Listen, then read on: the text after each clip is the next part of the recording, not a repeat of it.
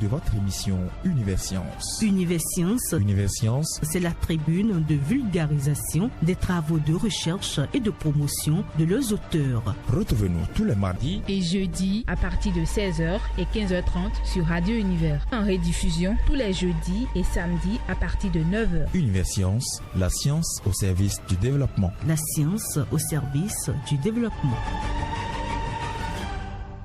Universcience. Universcience, la tribune de l'expression de la science.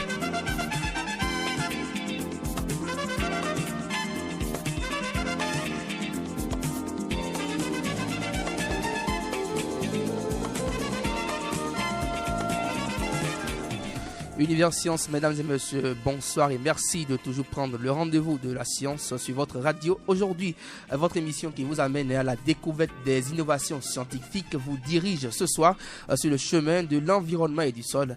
Nous aborderons ainsi dans quelques minutes les causes de la dégradation du sol, les conséquences qu'elle peut entraîner et comment l'éviter. Et pour en parler, je serai avec le docteur Félix Ladassi Coelho, maître assistant en sciences des sols. Il est déjà en studio avec moi. Docteur, bonsoir. Oui, bonsoir monsieur. Merci d'être venu. Vous êtes, je le rappelle, vous êtes un habitué des studios de Radio Univers. Oui, c'est toujours un plaisir pour moi d'être là avec vous. Merci beaucoup à vous. En studio avec moi, Blenda Sondé. Blenda, bonsoir. Elvis, bonsoir. Vous serez avec moi pour la direction de cette émission. Mais d'abord, nous allons suivre un peu l'actualité scientifique avec vous. Vous avez fait un peu le tour de la toile. Vous nous avez trouvé quelques informations croustillantes que vous allez partager avec nous et les auditeurs. Eh bien oui, Elvis, on démarre ce tour de l'actualité scientifique par des résultats de recherche scientifique où des chercheurs de l'Université de Danemark ont découvert lors des fouilles archéologiques effectuées à Silston dans le sud du Danemark un chewing-gum vieux de 5700 ans que les chercheurs ont analysé. Leurs travaux ont révélé non seulement les origines de sa mâchoire, mais aussi la couleur de ses yeux, des gemmes que sa bouche hébergeait et la composition de ses repas. L'étude a été faite sur l'ADN humain que le bret de bouleau contenait. Ils ont pu établir que la personne qui l'avait mâché était une femme aux yeux bleus et dont la peau et les cheveux étaient foncés. Elle était génétiquement plus proche des chasseurs-cueilleurs d'Europe continentale que centrale. Par contre, les chercheurs avouent ne pas savoir exactement pourquoi il y a 5700 ans, cette femme a malassé la pâte entre ses dents. Si parfois elle servait de colle, la mâcher permettrait de la rendre malléablement avant l'utilisation. La pâte a aussi pu être utilisée pour soulager le mal de dents car elle possède des vertus antiseptiques, soit qu'elle a pu servir de brosse à dents, de coupe-fin ou simplement de chewing-gum. Des recherches scientifiques, Elvis, nous allons passer à l'avènement des recherches scientifiques pour garantir la sécurité de la libre circulation des données et de l'utilisation. La Commission européenne souhaite doter l'Europe d'une infrastructure de télécommunications quantiques inévitable aujourd'hui. Le but visé est de renforcer la sécurité des applications dans le domaine de la télécommunication, des finances, des soins de santé, de l'approvisionnement en électricité, des services publics. Cet état de choses émane de l'idée de Matthias von Den, directeur télécom et navigation système européen. Ces nouveaux moyens de télécommunication, comme par exemple la cryptographe quantique, vont donner lieu à un nouveau type de réseau sécurisé par quantique opérationnel d'ici 2028 et le passer en mode réseau d'informatique quantique vers 2031. Santé pour finir, le diabète est lié aux aliments ultra transformés. Telle est une conclusion des études faites cordialement sur les aliments ultra transformés et le développement du diabète type 2. L'étude met en évidence que pour chaque augmentation de 10% d'aliments ultra transformés dans une journée d'alimentation, le risque de développer un diabète de type 2 augmente lui aussi de 15%. Les dernières recommandations de santé publique France dans Dans le fond, dans le sens de toutes ces études d'observation, même si on ne sait pas si une relation de causalité existe bel et bien, mieux vaut-il inciter la population de manger des aliments frais. Les aliments ultra transformés de par l'ensemble des procédés technologiques qu'ils subissent sont souvent des aliments avec une densité calorique élevée et d'une densité nutritionnelle faible, c'est-à-dire qu'ils sont pauvres en nutriments essentiels. C'est tout pour les informations scientifiques. Elvis. Merci à vous, Blenda Sondi. Merci pour le tour de l'actualité scientifique que vous venez de nous faire. Alors, en studio avec nous, le docteur Félix Aladassi Coelho, je l'avais annoncé au début de cette émission, ensemble avec lui, nous allons parler des causes de la dégradation du sol, comment est-ce que ça se manifeste et comment est-ce qu'on peut y remédier ensemble avec lui. Pendant 45 minutes, nous allons aborder cette question. Alors, docteur, avant d'évoluer dans le sujet, il serait quand même important de définir, pourquoi pas, ce qu'on entend par dégradation du sol. Oui, merci. Quand nous parlons de dégradation du sol, cela veut dire tout simplement la perte d'une des fonctions du sol. C'est ça que nous entendons par dégradation. Alors, le sol, quelles sont ses fonctions? Le sol a essentiellement 3 fonctions. La première, c'est la fonction alimentaire. C'est-à-dire que le sol nous donne des aliments. Donc, tout ce que nous mangeons vient du sol. Et la deuxième fonction du sol, c'est la fonction d'échange et de filtre. Échange et de filtre. Oui. Et par cette fonction, le sol nous permet d'avoir de l'eau potable et le sol nous permet d'avoir de l'air pur. La troisième fonction, c'est la fonction du support. Autant que nous sommes humains, animaux, nous vivons sur le sol. Nos habitats sont sur le sol. Donc, c'est les 3 fonctions. Alors, quand nous parlons de dégradation des sols, nous parlons donc de la perte d'une de ces fonctions. Mais la fonction qui est la plus souvent perdue, c'est la fonction alimentaire. C'est ce que nous constatons plus souvent, voilà. si on peut le dire ainsi, parce qu'on le dit souvent de nos jours que le sol en réalité n'est plus riche en aliments. Le sol perd sa valeur quand on parle de richesse alimentaire. Oui, et au fait, pour schématiser un peu le fonctionnement du sol, je dois vous dire que le sol a 3 composantes. Nous avons la composante physique, c'est-à-dire les grains de sable que nous voyons, et la poussière et tout ça. Ensuite, le sol contient de l'eau et des gaz. Donc à l'intérieur du sol, nous avons l'eau, parce que quand il pleut, l'eau de pluie s'infiltre dans le sol. Mais ça reste quelque part dans le sol. Dans le sol aussi, il y a des vides avec des gaz pour qu'il y ait échange, je l'ai déjà dit. Mais enfin, le sol contient des êtres vivants. Les vers, les micro-organismes qui sont vivants dans le sol. Alors, qu'est-ce qui se passe? Ce qui se passe, c'est que les êtres vivants qui sont dans le sol, les microbes vivant dans le sol, ces microbes donnent au sol sa fonction alimentaire et sa fonction de filtre et d'échange. Parce que dans le sol, ces êtres vivants se nourrissent. Mais de quoi? Des débris végétaux que nous jetons sur le sol, les ordures ménagères, les plantes, les racines des plantes qui sont dans le sol. Donc, ces êtres vivants se nourrissent de ces végétaux, de ces débris végétaux qui deviennent plus tard la matière organique. Est-ce qu'on ne peut pas dire, mais on ne peut pas penser que voilà, ce sont ces micro-organismes-là qui peut-être rendent malade, parce que vous l'avez dit, c'est des microbes également.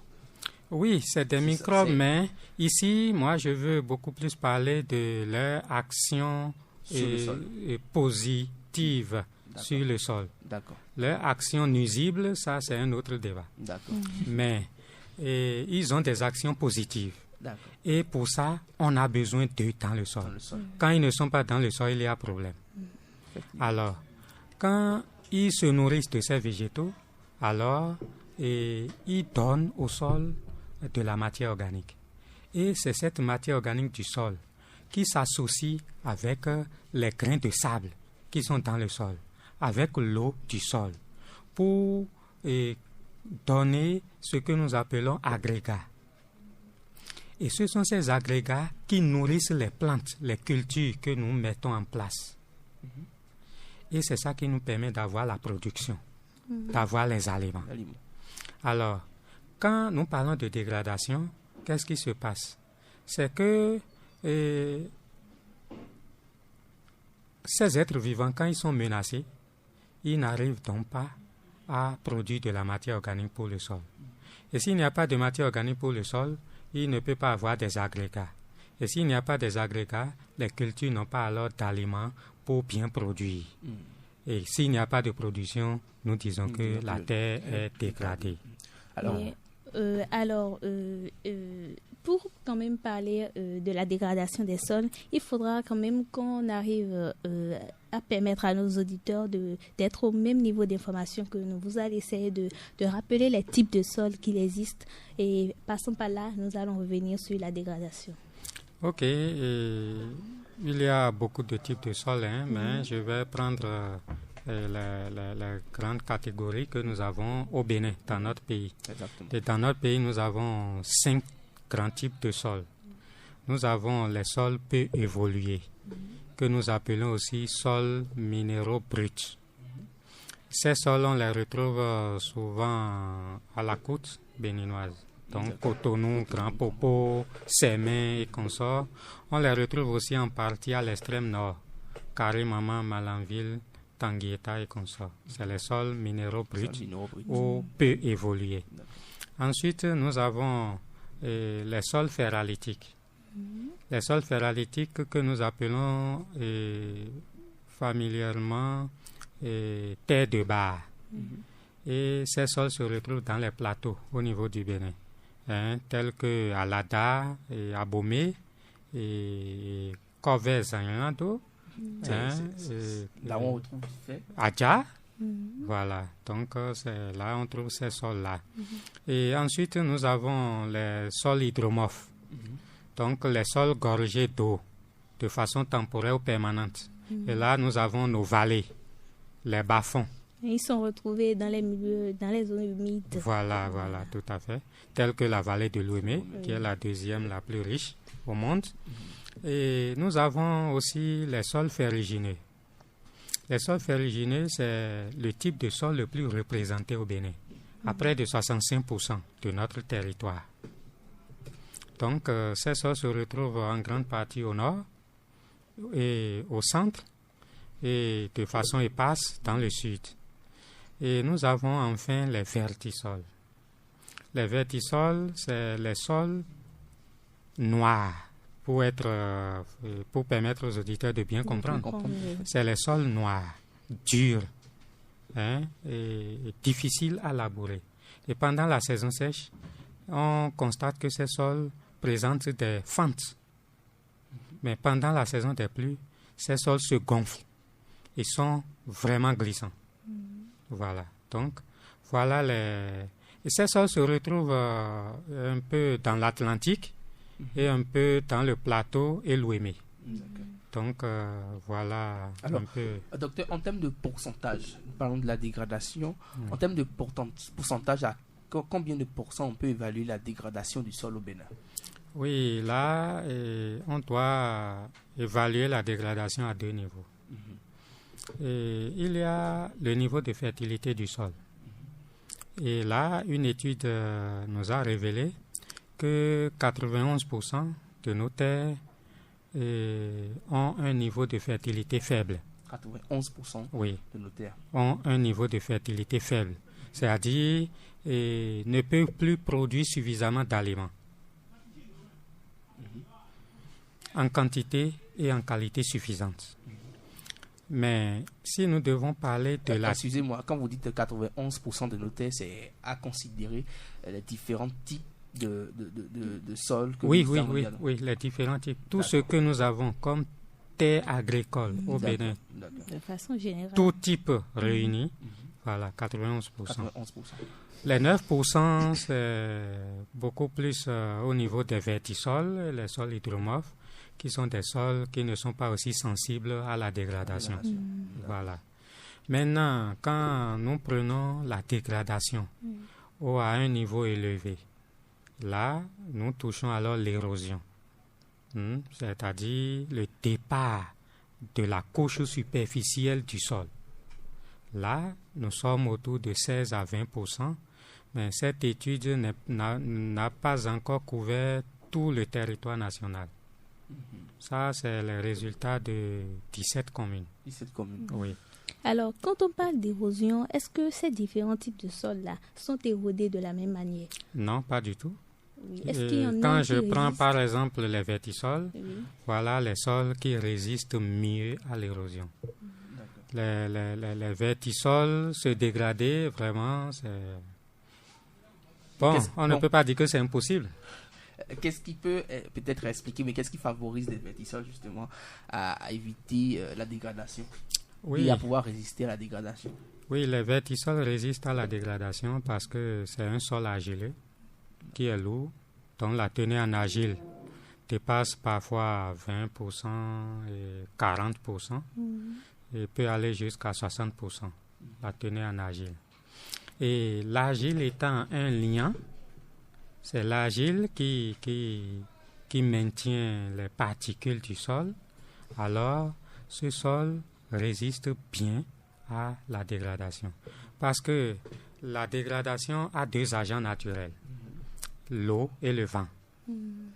Alors, quand le vent passe, comme le vertisol est un sol argileux, le vent aura du mal à déplacer les particules du sol à cause de cet argile qui maintient les particules du sol en place.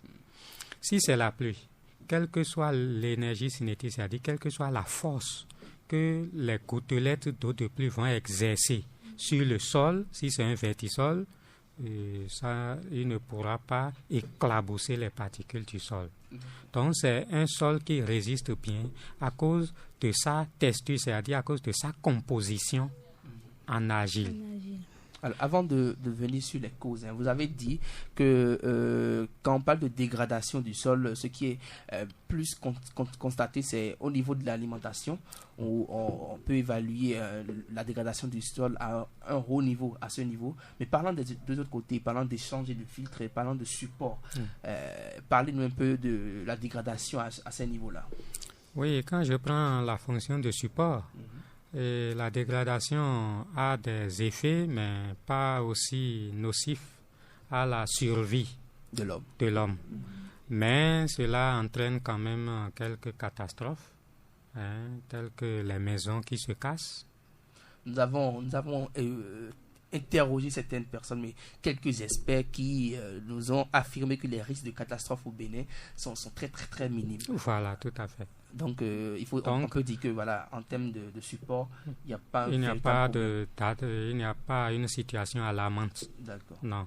Maintenant, au niveau d'échange de filtres, la situation est plus ou moins alarmante.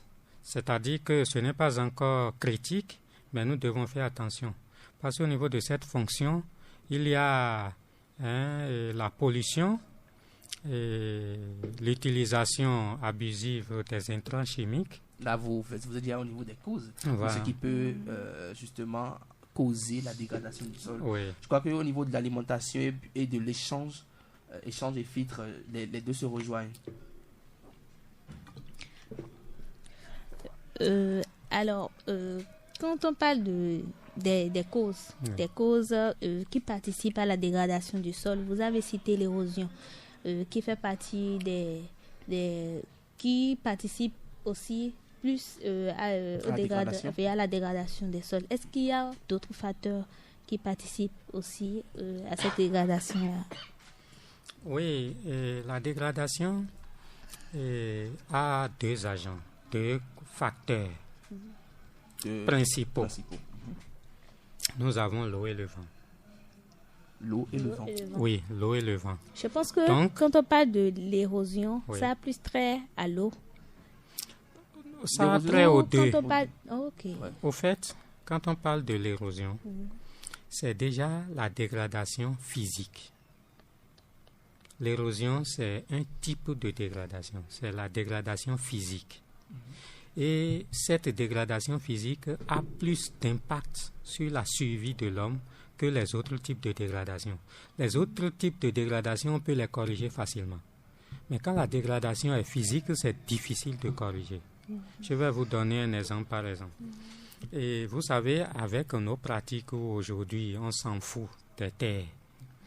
Chaque 5 minutes, nous perdons, chaque 5 secondes, nous perdons un terrain de foot.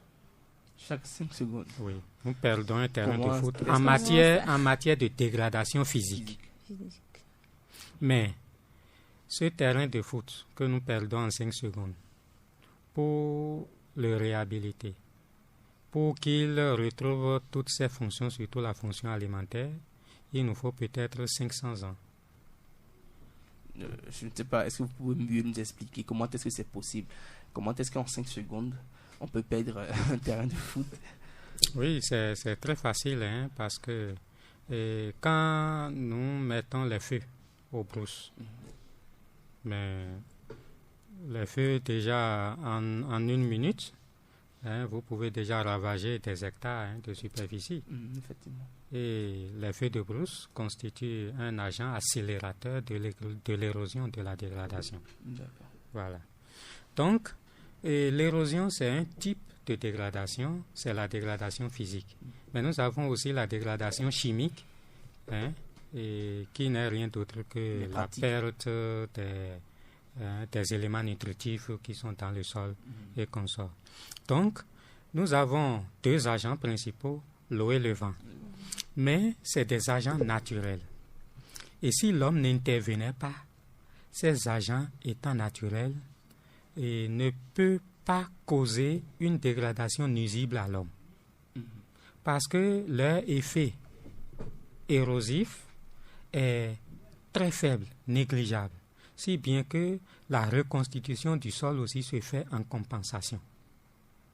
Mais c'est parce que l'homme est intervenu et a commencé par accélérer l'érosion que le problème est arrivé. Et là, qu'est-ce que l'homme fait? L'homme détruit le couvert végétal. Comment ça?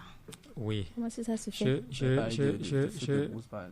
Oui, et la déforestation par exemple. On enlève tout ce qu'il y a comme végétaux sur le sol. Alors, je vous donne un exemple. Prenez quelqu'un qui s'est rasé la tête complètement et vous lui demandez de prendre une pierre qui pèse par exemple 10 kilos sur la tête sans rien mettre sur la tête. Ce qu'il va sentir par rapport à quelqu'un qui a par exemple 500 grammes de cheveux sur la tête et qui va prendre la même chose. Ils ne vont pas sentir la douleur plus directe pour celui qui s'est rasé. Donc, quand vous enlevez toute la végétation du sol et que le sol est nu, ce sol est plus sensible à l'érosion. Parce que quand la pluie vient, les gouttelettes d'eau frappent directement le sol et éclaboussent alors les particules du sol. Et comme ça, l'érosion devient... Maintenant, en dehors de la déforestation, nous avons les feux de brousse, comme je l'ai déjà dit. Et nous avons aussi le labour. Normalement, on ne doit pas labourer la terre comme on le fait. Mais si on ne laboure pas, on ne pourra pas trouver des espaces pour cultiver. Non, mais on peut ne pas labourer et cultiver. Il y a des techniques aujourd'hui qui montrent qu'on n'a pas besoin de faire le labour avant de produire. Mais jusque-là, ces techniques-là ne sont pas encore très fiables. Ce n'est pas la fiabilité qui pose problème, mais c'est l'acceptabilité par nos agriculteurs. Et là, je crois que entre nous chercheurs et les agents de vulgarisation, il y a un travail à faire. Oui, d'abord, il faudrait qu'on Parce que ces techniques ont fait leurs preuves dans d'autres pays, par exemple le Zimbabwe, où l'agriculture de conservation est suffisamment développée. Mais est-ce que le Zimbabwe, le Bénin, on a le même type de sol qui pourra favoriser justement ce type de culture-là? Oui, on a des types de sols similaires, même si sur le plan définition, classification et FAO, ce n'est pas le même nom, mais des sols vraiment similaires. Le problème n'est pas au niveau du type de sol, mais le problème, c'est au niveau de la façon culturelle. Comment faire le semis sans labourer et ne pas dépenser assez d'énergie. Nous allons y revenir au niveau, lorsqu'on parlera des solutions pour justement remédier à la dégradation. Nous parlons toujours, nous allons rester au niveau des causes de la dégradation. On parle des actions de l'homme dans le domaine. Vous avez parlé de l'usage des pesticides et consorts. J'aimerais que vous puissiez développer ce domaine-là. Oui, quand je prends les engrais chimiques, par exemple, il y a des engrais chimiques et il y a des engrais minéraux. Et je les mets ensemble de façon générale. Et quand vous les apportez au sol et que vous n'ajoutez pas, vous n'accompagnez pas à cet apport des engrais organiques, alors vous dégradez le sol. Et comment? Je donne un petit exemple pour permettre aux auditeurs de mieux comprendre. Et vous avez un enfant et tous les matins, vous lui donnez du riz, sans sauce, sans poisson, sans viande. Matin, midi, soir, riz, plein comme ça. Préparé, il n'y a pas de sauce, il n'y a pas de protéines, mais vous allez constater que... Il va maigrir. Voilà, il va maigrir. C'est la même chose. Si les engrais minéraux représentent le riz que vous donnez à votre enfant, les engrais organiques représentent alors les protéines. Et quand nous parlons d'engrais organiques, c'est très facile à comprendre. C'est les débris végétaux, les résidus de récolte, les ordures ménagères, les terreaux, les fientes des animaux. C'est ça, les engrais organiques dont nous parlons. Donc, il faut faire accompagner des engrais minéraux, les engrais organiques. Mais nous constatons dans les pratiques de notre pays que l'engrais minéral est apporté, mais sans l'accompagnement d'engrais organiques. L'engrais organique ralentit la production, tandis que l'autre accélère la production. Pas du tout. Au fait, l'engrais organique, quand vous l'apportez, il ne donne pas un effet boom. Non. Voilà. Son action est progressive, mais dans le temps. Son action est beaucoup plus dans le temps, mais c'est une action progressive. Mais quand vous apportez les engrais minéraux, l'effet est immédiat. Voilà. Vous avez l'effet en même temps. Mais cet effet est éphémère. Ça ne dure pas dans le temps. Alors, est-ce que nous devons choisir produire suffisamment d'aliments et manger aujourd'hui et rester affamé demain? Il faudra quand même quitter une agriculture extensive pour une agriculture intensive, non? C'est le combat actuel. Oui, le combat actuel, c'est une agriculture intensive. Intensive dans ce sens que vous savez que la croissance démographique est accélérée nos derniers jours. Voilà. Et pour ça, nous disons, nous spécialistes de sol, et la FAO l'a aussi dit, il faut produire plus d'aliments avec moins de ressources. Et s'il en est ainsi... En produire plus, c'est qu'on est obligé d'accélérer la production. Ce qui fait que, voilà, en utilisant plus les engrais. Des engrais. Oui, justement, il faut utiliser plus d'engrais. Ouais. Mais l'engrais minéral associé à l'engrais organique. Et c'est pour ça que nous conseillons l'intégration de l'élevage à l'agriculture. D'accord. Là, celui qui intègre l'élevage à l'agriculture, il a plus de facilité à mieux protéger son sol. Parce qu'il y aura les matières organiques des animaux, les fientes, qu'il pourra utiliser pour son champ. D'accord. Voilà. Maintenant, quand vous utilisez uniquement les engrais minéraux, ces engrais minéraux entrant dans le sol accélèrent la minéralisation, c'est-à-dire la disparition de la petite quantité de matière organique qu'il y a dans le sol. Or, les êtres vivants qui sont dans le sol se nourrissent de cette matière organique. Donc, vous affamez les êtres vivants qui sont dans le sol. Ils ne trouvent plus rien à manger, ils meurent. Ils meurent, alors ils ne peuvent plus jouer leur rôle. Alors, il n'y a plus d'agrégat. Et s'il n'y a pas d'agrégat, les plantes ne vont plus trouver à manger. Mais lorsque vous l'apportez en même temps, la plante produit bien, vous avez un bon rendement, mais 2 ans, 3 ans après, c'est fini. Et on a fait l'expérience sur le plateau Tabomé, dans les zones de Djidja, Zakota et consorts, où un agriculteur il fait du maïs et à peine il a 300 kilos pour 1 hectare. 300 kilos, il va vendre ce maïs à combien pour rentabiliser sa production? Alors que ce même maïs, si le sol est bien protégé, on peut obtenir 4 tonnes, donc 4000 hectares, 5000 hectares. Donc presque 20 fois la production. Alors, quand je prends les pesticides, c'est encore plus grave. Les insecticides, les herbicides. Eux, ils tuent complètement tous les êtres vivants qui sont dans le sol. Ils éliminent les microbes. Oui, ils éliminent tout. Ils sont des agents détergents. Ils nettoient tout sur leur passage. Mais je crois que l'homme se bat en réalité pour éloigner tant soit peu les microbes, pour quand même jouer un grand rôle au niveau de son organisme, parce qu'on sait que les microbes sont nuisibles à la santé. On l'a démontré avec la santé et tout ça. On sait que quand il y a, par exemple, des microbes présents au niveau de votre végétation, pourquoi pas, mais au niveau de l'aliment, c'est que vous êtes infecté. Quand vous êtes infecté, c'est que vous tombez malade. Donc, il faut débarrasser ces microbes-là. Donc, est-ce qu'on va encore condamner l'utilisation de ces pesticides-là?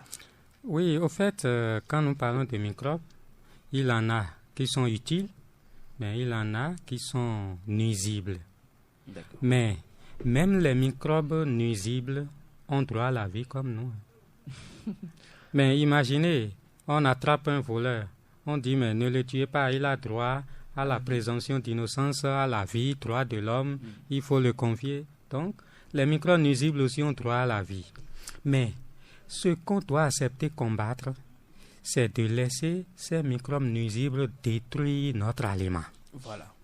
Alors là, on peut utiliser ces insecticides ou ces herbicides lorsqu'on constate que ces microbes nuisibles sont en quantité exagérée et sont en train de détruire notre aliment.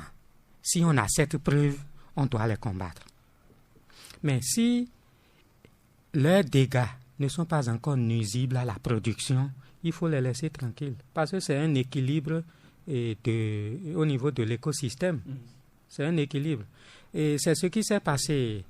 Entre-temps, on a dit qu'il faut combattre les serpents. On a commencé par combattre les serpents, surtout dans le zoo.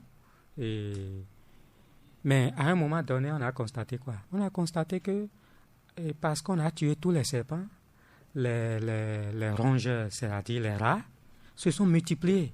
Voilà. Et on commençait par détruire la végétation, surtout l'arachide et consorts. On commençait par tout détruire. Et il y a des pertes énormes sur la production. Parce qu'on a déréglé l'écosystème. Les serpents, quand ils mordent, ça tue, mais ils ont leur utilité dans l'écosystème. C'est pour ça que Dieu les a créés. Donc, si les microbes sont si tant nuisibles, ils ne seront pas là. Dieu ne va pas les créer. Mais vous venez de dire à l'instant qu'il urge d'utiliser ces pesticides-là si éventuellement vous constatez que voilà, les microbes présents sont nuisibles à la santé ou détruisent votre aliment. Alors, ce que l'on recommande surtout, c'est d'éviter carrément ces pesticides-là, parce qu'on sait que non seulement ces pesticides arrivent à détruire les microbes, mais ont des conséquences sur la santé. Oui, et sur l'environnement. Et sur l'environnement également. Alors, est-ce qu'il n'y a pas d'autres solutions pour éviter l'usage de ces pesticides-là? Oui, il y a des solutions. Ce n'est pas qu'on va éviter l'usage de ces pesticides, mais on peut utiliser des pesticides écologiques. D'accord. Est-ce que ces pesticides-là sont à la portée? Tellement à la portée parce que ces pesticides sont gratuits. Gratuit, Parlez-nous un peu des pesticides écologiques. Oui, les pesticides écologiques, c'est par exemple des extraits de plantes. que nous utilisons pour tuer ces microbes nuisibles qui attaquent nos plantes. Hein?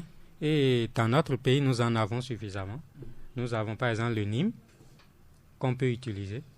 Nous avons le piment qu'on peut utiliser. Nous avons l'ail qu'on peut utiliser. Nous avons aussi une plante appelée Iptis qu'on peut utiliser. Et une plante qu'on appelle l'enfant sans soupément.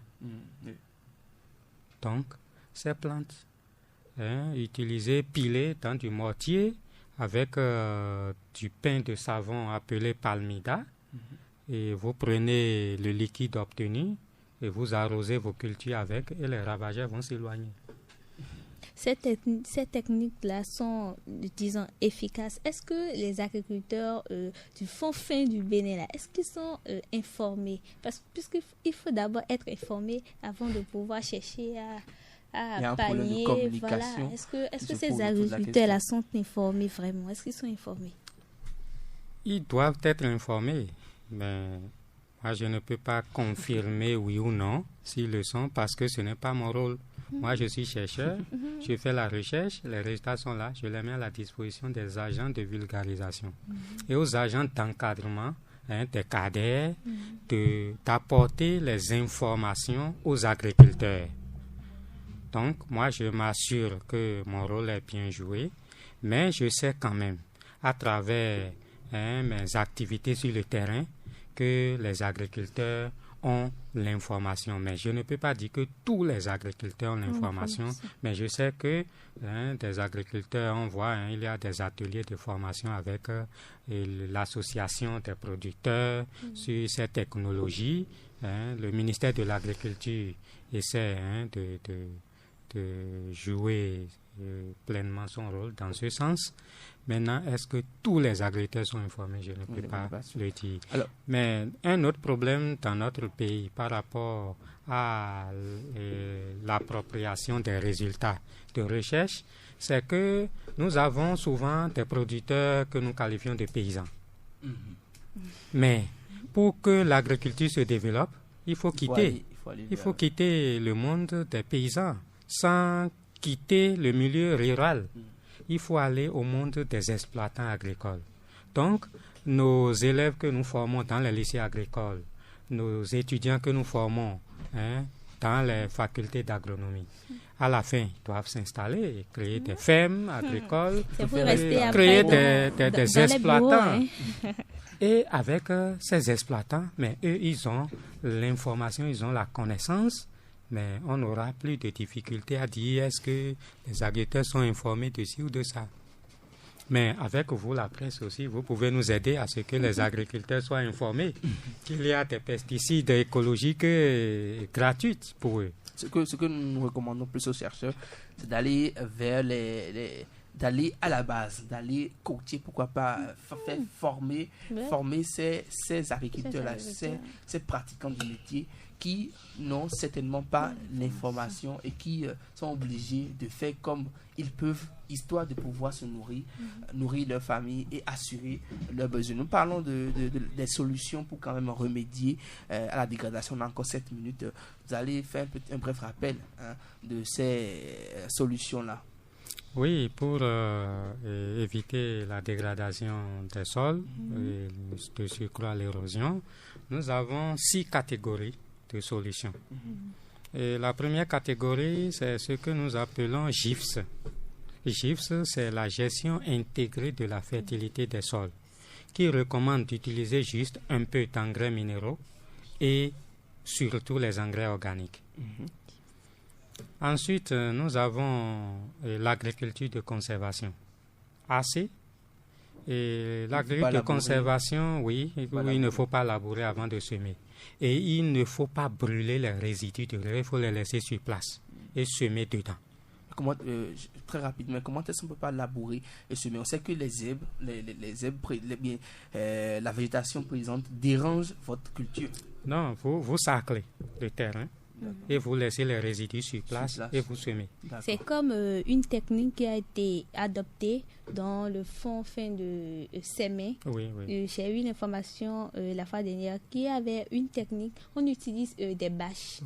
quand on essaie de sacrer un peu le sol et on utilise des bâches pour pouvoir... le sol. Voilà. Oui, tout à fait. Voilà. À la végétation. Voilà. Au niveau des cultures maraîchères, des plastiques qui sont utilisés. Et donc, en dehors de l'agriculture de conservation, troisième catégorie, c'est la conservation des eaux et des sols, CES. Et cette technique qui s'applique sur les terres marginales, c'est-à-dire les terrains en pente, où on empêche l'eau de circuler sur la pente. Alors, quatrième catégorie de solutions, c'est l'intégration agriculture-élevage. Il faut associer les deux. Pour faciliter la fertilité du sol. OK. Maintenant, cinquième solution, c'est l'adaptation au changement climatique. Là, on sait que les pluies deviennent de plus en plus rares et on ne maîtrise plus la répartition des saisons. Voilà. Et là, il faut des techniques pour ne pas trop impacter la production par rapport à la mauvaise répartition des pluies. Et la dernière catégorie de solutions que nous avons élaborée, c'est la réhabilitation des forêts individuelles. Donc, quand il y a déforestation et que la terre est complètement dégradée, on ne fait plus de production là, il faut faire le reboisement, il faut planter des arbres là pour couvrir ce sol, il ne faut pas laisser ce sol nu. Ce n'est pas bon. Donc, voilà les 6 catégories de solutions que nous avons pour la dégradation des terres. On avait eu une information, on avait fait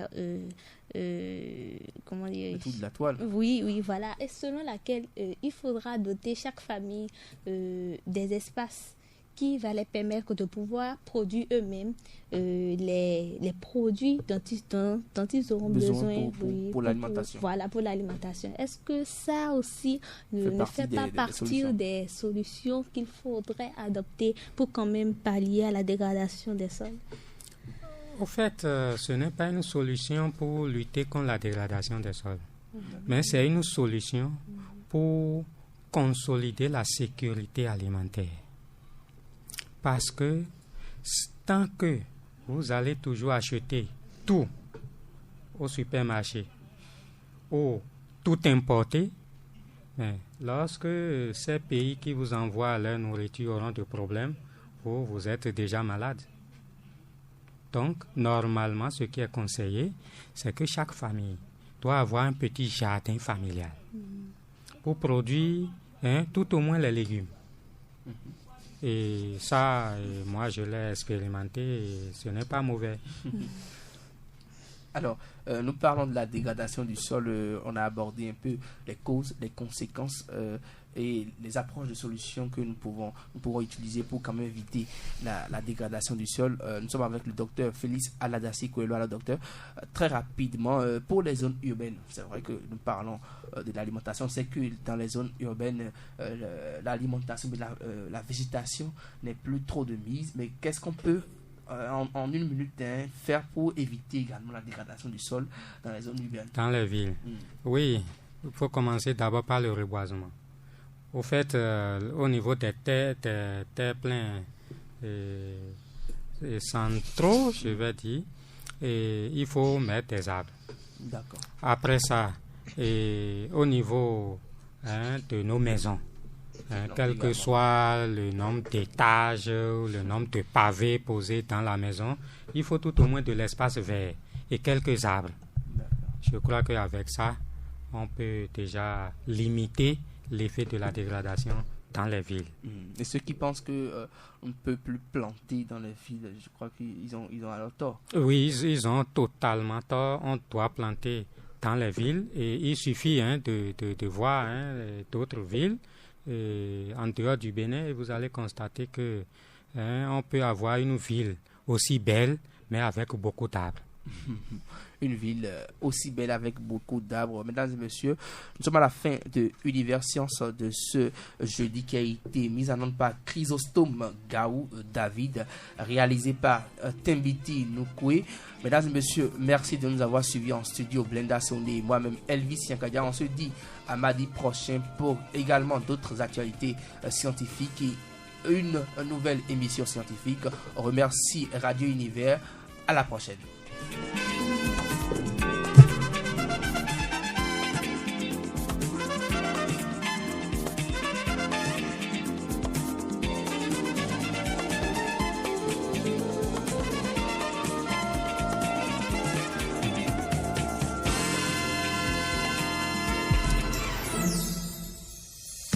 Merci d'écouter Radio Univers, la 108.0. Il est 16h. Ne ratez plus.